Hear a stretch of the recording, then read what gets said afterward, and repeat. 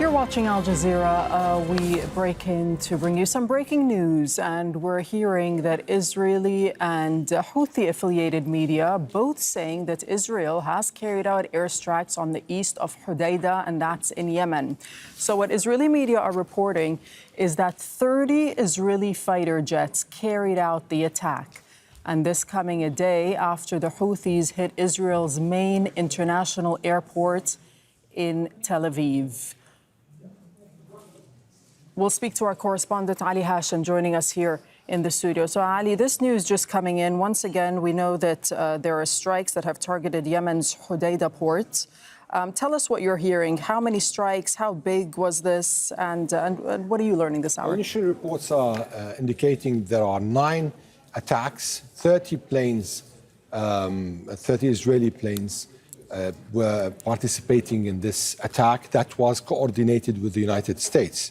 We understood now that Prime Minister Netanyahu and his defense minister were supervising this attack from the war room in Tel Aviv. So for now, this attack, according to the Israelis, is in retaliation to the Yemeni rocket attack on the Ben Gurion Airport in Israel. But this is, of course, not the first time that the Israelis are attacking Yemen. We've seen several attacks by the Israelis, and this round is actually similar to the one that came after the Yemeni drone hit a target or a building in Tel Aviv a few months ago. When you say that there was coordination with the United States, are we learning any more details about that and the extent of the coordination and how involved the U.S. was? Well, for now, what we know is that there was coordination, or there is coordination with the United States. And we already know that the United States is conducting airstrikes in Yemen. It's been going on for the past weeks. So even during the Biden administration, in fact. Absolutely. So now we're seeing a new phase. But this new phase is related to a direct Israeli interest, whereas the Israelis are saying they are retaliating to the attack on the Ben Gurion Airport. But over the past months, I mean, since the beginning of the war in Gaza, the Ansarullah or the Houthis have been launching rockets and drones towards Israel. On several occasions, at least in 2 main occasions, we know. The one drone that hit a building in Tel Aviv, and today, and actually a few days ago, the attack that hit the Ben Gurion Airport. These were the most significant, and we saw the Israelis attacking several locations or targets inside Yemen, mainly the Hodeidah port. We've seen today now with the reports coming on the attack on the Hodeidah port, which is a strategic port. Do we know what targets they have hit? For the moment, we don't have much information. Of course, in probably a few minutes or few hours, we'll start knowing what are the targets. But what we know now is that there was a factory that was hit, and of course, the port of Hodeidah. And any information coming in right now about whether there have been casualties, injuries? Not yet, but what we know, at least from the reports coming, that the American troops did not, or American planes, were not part of this attack. It's only about coordination. The Israeli army used around 48 missiles in this attack. They launched around 48 missiles. 9 attacks, 9 targets were hit, and around 30 planes, 30 fighter jets took part in this attack. Let's just take a step back for a second, because what happened earlier this week, and this is why Netanyahu has promised to hit Yemen, according to him, very hard, is that missile, right, that was sent from 2,000 kilometers away from Yemen to Tel Aviv, hitting the vicinity of Ben Gurion Airport. It did avoid the main tower, the control tower. Yeah. But it hit near the main terminal, right? So just talk us through that and how big a blow it was for the Israelis that this missile from Yemen was able to evade the Israeli defense systems as well as the U.S. defense systems. Well, over the past week, I mean, before the attack on Ben Gurion, on the Ben Gurion Airport, there were several Yemeni attacks, and precisely in North Israel. we've seen this, and this was actually significant, and we were not used to such alerts coming from northern Israel for attacks coming from Yemen. What indicates that these rockets coming from Yemen were able to cross and to avoid the several layers of defense that the Israelis already have in place. Now, with the attack on the Ben Gurion Airport, it seems that this rocket, at least for now, was able to avoid all the defenses, despite the very complicated nature of the Israeli defense system or the defense systems. You have the Iron Dome, you have THAAD, you have several ones, and getting into the airport and hitting somewhere away from the terminal, which gives an indication, another indication also, that the Yemenis or the Ansarullah didn't want to hit directly the terminal, but they wanted to send a message. Now, in a wider picture, we are still in the middle of the war in Gaza. Despite the truce or the ceasefire that was reached a few months ago, but since the Israelis resumed this war, it was only the Yemeni front that was still supporting Gaza after what happened on the Lebanese front, after what happened on the Iraqi front. So for now, it's the only Ansarullah or the Houthis who are still launching rockets in support of Gaza. And of course, this is just complicating the situation for the Israelis, right, giving them a kind of a message that this is not going to end any soon. This is an important point you make, because this missile that was launched from Yemen and others that have been launched in the past, I mean, these are not happening in a vacuum, right? The geopolitical context here is that Israel is continuing its genocide in Gaza, it's striking Syria, it's striking Lebanon as well. Absolutely. I mean, we've seen the attacks in Syria, actually mainly in Syria. The attacks around the presidential palace, in different cities, in Lebanon, attacks, assassinations, warnings, buildings being destroyed in the southern suburb. So it's like the Israelis were on a kind of a free ride everywhere, except now with this situation where the Houthis or Ansarullah are saying that there is a different calculation here. And despite the fact they are already under fire, under Israeli and American airstrikes, they are still capable of launching their rockets. And this gives a kind of a picture of how much complicated this conflict is becoming. Ali, the Israeli Prime Minister also, just about a day ago, after the missile strike from Yemen, promised to hit hard. Mm-hmm. And he said that Yemen, the Houthis, Ansarullah, would face the consequences, but that Iran would also face consequences from the strike. Why would he involve Iran? And what's the message that he's sending right now to Iran? Well, given the fact that this attack came in a time where the Americans and the Iranians are already having talks over the nuclear deal, and this is something that Prime Minister Netanyahu didn't show really any positivity towards. He's always skeptical towards talks with Iran, always skeptical towards reaching a deal, and he thinks that dismantling the whole program is the only solution. There were some incidents that took place in the past weeks. We saw the explosions in an Iranian port city in Bandar Abbas, and later on some fires here and there. So there were kind of accusations. Now, no one has any kind of a final say or can give any proof or evidence that this was sabotage. Well, the idea of coincidences in such a time when the talks between the Americans and the Iranians are taking place, a very huge explosion will take place on the other side of the Gulf, that was a bit skeptical for many people. Now, with Netanyahu putting Iran directly as the accused of being behind this attack, he's trying to say, or preserving the right to hit Iran. Now, how he is going to do this? He said he keeps the location of the targets and the timing upon their own decision, but that gives him also the chance to sabotage those talks. Okay, Ali, stand by for just a moment. We're just going to recap our breaking news this hour. So these are the latest pictures that we're getting from Yemen. That's the map, actually, showing Yemen.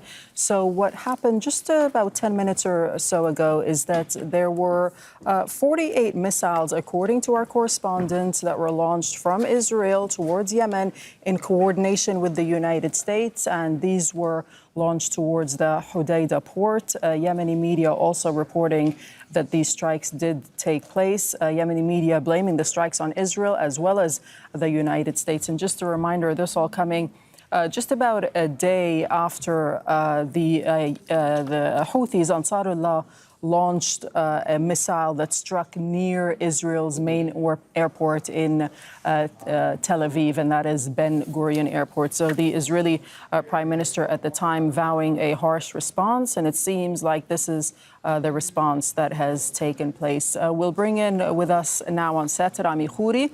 He's joining us. He is a distinguished fellow at the American University of Beirut. Rami Khouri, what are your initial thoughts on this Israeli strike on Yemen? Well, it's pretty much inevitable. And like all Israeli strikes, it's going to be massive and sustained, destroy a lot of civilian stuff, kill a lot of people who are not involved in the military action. And it's designed to send a message that anybody who hurts Israel is going to get hurt in much greater intensity. This is how Zionism and then the State of Israel has always behaved, that they have the power now to do almost anything they want militarily across the Middle East, with intelligence assistance from the US and probably the UK and other people. And they are using this power. The combination of the United States and Israel, there is no stronger pair of military forces in the world.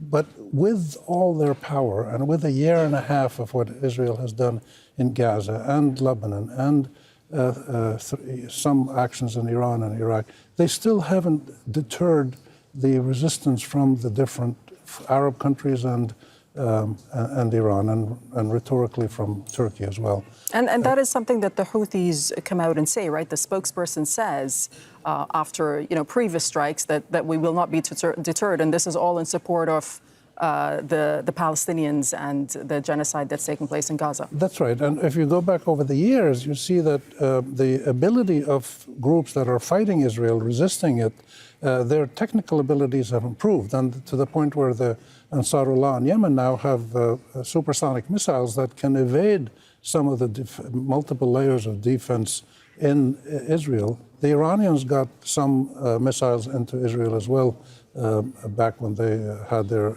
action last year. So the technical capabilities of these groups who are fighting Israel keep improving with time, as does the will to resist. But the Israelis and the Americans still have dominant force that can flatten these countries, which they've done in Gaza. They did it in parts of Lebanon several times. They're doing it in parts of Syria, more localized. And this is only a recipe, as the last 75 years tell us, it's only a recipe to have more intense warfare coming up around the corner. Because just like the Jews in history and the Israelis have never submitted to superior forces, whether it was the Romans or the Russians or whoever it was in history who subjugated them, they fought back.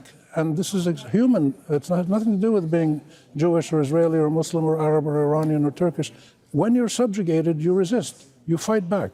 And the Americans need to be reminded once in a while that it was an American who came up with the phrase that is so moving to people, which is give me liberty or give me death. That's an American phrase, which Americans celebrate. But when Arabs or Iranians or Turks or Palestinians or anybody uses that attitude, give me liberty or give me death, they call us terrorists, they call us extremists, fundamentalists, whatever.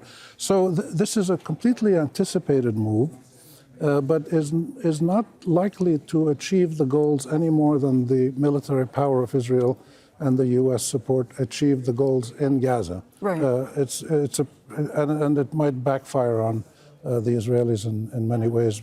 Elaborate on that. When you say backfire, how do you mean? And also, just based on what you're saying about that, the strikes haven't deterred any sort of resistance group. So important to note as well, and to remember that this is one of the poorest countries in the world, right? Right. Who's up against the Israelis, and according to this information, the Americans as well.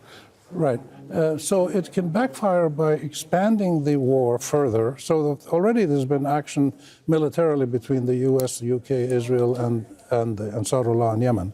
But this may reach a higher level. If the Ansarullah have more missile capabilities that can hit other targets in Israel, and we'll find out soon if that is the case, this is going to create more panic in Israel, probably causing Israel and the U.S. and others to expand their military assaults, all in the name of protecting Israel and self-defense, which is not credible because it hasn't really worked. And you'll get political pressure within Israel, you'll get political pressure around the world that says, look, this is enough.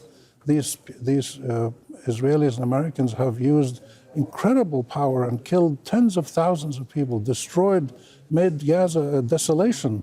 And they still say they're going to now increase the military action in Gaza and stay there. This is not realistic. So you have to see what the Israelis and Americans do in military action, and then you have to listen to what they say. You have to take more seriously what they do, their actual attacks. What they say is more designed as propaganda, inspiration to their soldiers, making their people feel a little safer, maybe for their political ties abroad.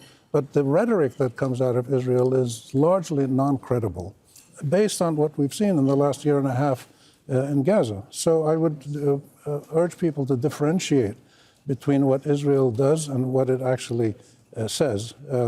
And this, of course, is probably going to increase the diplomatic pressure to either resolve the hostages crisis and the Palestinian prisoners crisis, the Israelis who hold around 10,000 Palestinian prisoners. Either the pressure will resolve that and then stop the war and get the Israelis out of Gaza, or it'll cause people around the world to start treating Israel like they treated South Africa, right, which is an unacceptable apartheid, genocidal, racist approach. And this is not acceptable in perpetuity. It's been acceptable to many in the West for the last year and a half, but if it keeps going further and it keeps destroying more countries around the region, this creates huge problems for some of the Arab allies of the United States, like Jordan, like Saudi Arabia, etc. I wanted to ask you about that, in fact, and the implications of all of this on the region. But just hang tight for a second. Ali, Hashem, any more information you're learning this hour, and any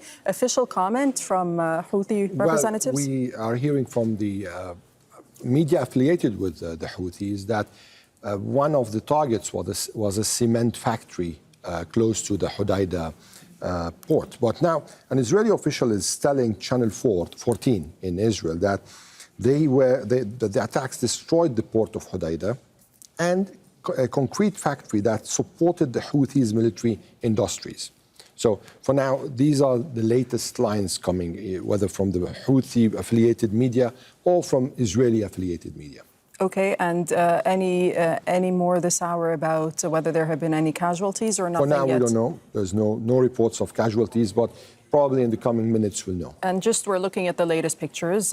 These are from the Yemeni, these are from Ben Gurion Airport. This was in fact from the attack, the missile attack that was launched from Yemen. So that is some of the context to all of this. Ali, just remind us once again how we got here and whether this attack is a surprise or not. I mean, Netanyahu has been saying that he's promising to hit back, and he's going to hit back hard. Well, absolutely, with Netanyahu threatening to hit, but he gave himself a kind of a space that he's not going to hit directly, and he said he's reserving the right to choose the time and the location, but it was expected. Rami, I cut you off, and you were talking about the possible implications for the region. Please go on. Well, if Israel continues with Western support from quite a few countries in military equipment and stuff and intelligence, if Israel continues to do things like attacking Hodeidah port is largely serving civilians. in an area that's already poor in food and supplies. And if they keep doing things in Yemen like they've done in Gaza, like they did in Lebanon, they're mostly going to hurt the civilian population. They're going to increase the level of anger, fear, ultimately some desperation, because these are countries, these Arab countries don't have the means, most of them, to quickly fix these things up or import food or do other things. So it makes the population in many Arab countries increasingly restive and angry, and they don't know what to do. They don't have political rights. They don't have the ability to throw out the government and bring in another government. They just become more radicalized. This is how Al-Qaeda was created years ago. This is how Hamas and Hezbollah and Ansarullah came into being, as forces that came out of these indigenous movements, nationalist forces, unlike Al-Qaeda, which was not, but Hezbollah, Hamas, and Ansarullah grew out of their respective countries as a response to the inability of their elected or chosen, whatever, existing governments, their inability to defend the people, protect the country, and meet their basic rights in terms of economic and social development, medical care, etc. So this is the logical consequence, which is new political movements that sometimes displace old ones. So Ansarullah was not elected, but it took over by force because the existing government, which is now hunkered down in the south with assistance from some Arab countries, but has no real impact. This is likely to happen if it keeps going. But the Yemenis are different than the other Arab countries in the sense that they have tremendous dedication to the political cause of Palestine. The few times that I went there years ago, many times I went there for work, I was amazed at the response of the Yemenis when I be talking, when they say, "Oh, you're Palestinian," I say, "Yes," and they say, "Oh, please come here, let me buy you a meal or help you out," not out of charity, just out of, they loved. And same thing happened when we were in Morocco on our honeymoon, and waiters in restaurants, when they knew we were Palestinians, and my wife's from Jerusalem, they'd say, "Oh, Jerusalem, please, can I bring you some sweets?" There's an awe in the Arab region and in most of the global south at the continued insistence of the Palestinian people to resist Israeli aggression, which is funded and supported by Western colonial forces. If this expands now to Yemen, the Yemenis are very nationalistic. They're also technically very capable, and they have the geography that helps them hide most of their facilities, the mountains, which the other Arab don't very much. Mm-hmm. And they've shown that they're able to absorb the technical knowledge they need. Some of it comes from Iran, some from Hezbollah, some from other sources. They're very able people, and there's a saying in the Quran that wisdom comes from Yemen. That these are wise people.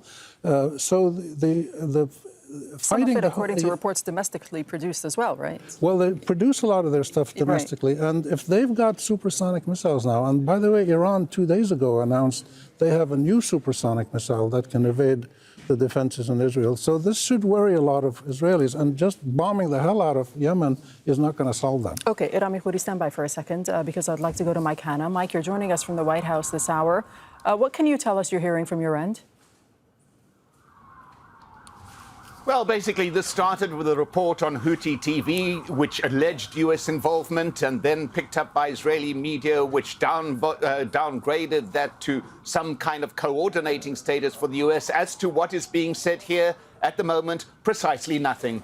We have approached the Pentagon, we have approached the White House for some comment on these latest reports of action in Yemen. No response as yet. So at the moment, we have no verification from this side whatsoever. What we do know, back in March, the U.S. launched a massive operation in Yemen over a period of days. That was the biggest operation in Trump's second term, caused a great deal of damage, many casualties.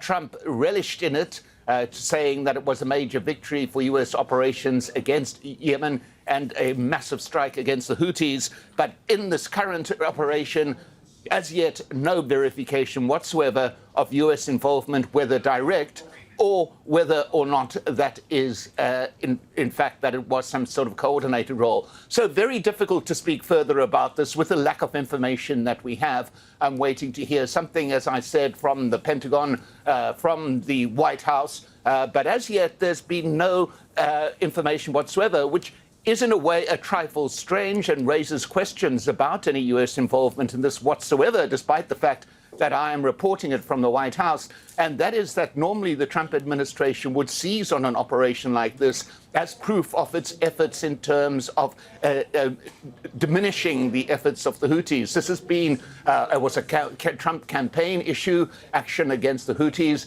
It was part of his statements during his second term of presidency.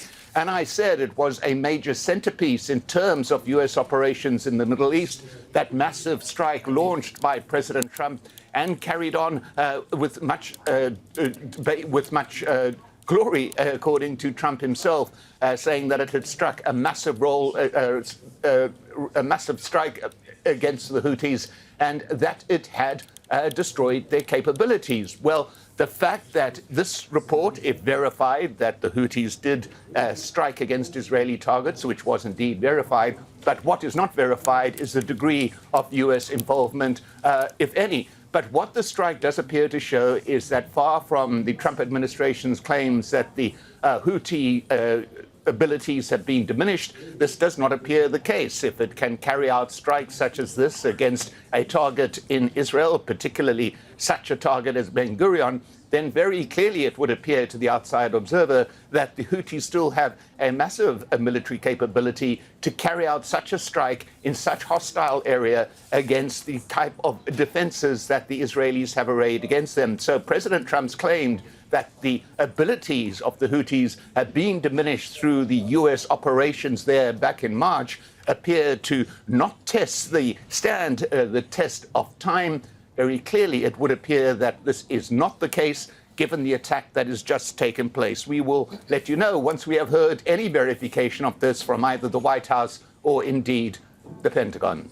Okay, Mike, yeah, and we'll cross to you in the next news hour in about 30 minutes' time. We'll let you go for now, and you can gather as much information as possible. Thank you so much for that reporting from the White House. So just a reminder of the breaking news this hour, and that is Israel has launched airstrikes with about 30 fighter jets, we understand, on Yemen in coordination with the United States. And according to reports, at least 9 targets were hit in the Hodeidah port in Yemen. No reports yet of any casualties or injuries, but we are following the story very closely, and we'll bring you all the latest information as and when we get it right here on Al Jazeera. We'll see you for the news hour with more news right at the top of the hour.